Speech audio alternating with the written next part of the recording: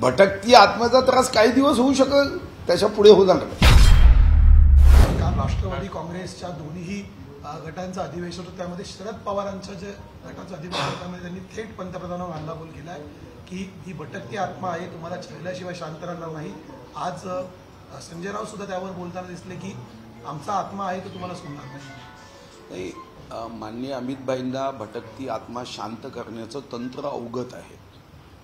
ते निवडणुकीत व्यस्त होते, निवडणुका संपल्या, त्यामुळे माननीय मोदीजींचा त्रास आम्ही देऊ हे त्यांचं जे काही वाक्य आहे, याला शांत करण्याचं काम माननीय अमितभाई हे या संदर्भामध्ये अतिशय एक्सपर्ट आहे, त्यामुळे ते शांत करते. कुठेतरी पवार असं म्हणतात की हा जो आत्मा आहे तो फुटतोय आणि बदला घेतल्याशिवाय सोडणार नाही, असं वक्तव्य जास्त पवारांनी कुठेतरी केलं. तुम्ही भटकती आत्म्यावर कोणताही चित्रपट बघून घ्या.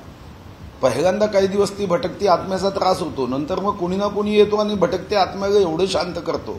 कोणताही चित्रपट, कोणतीही कथा, चांदोबा बघा, चंपक बघा.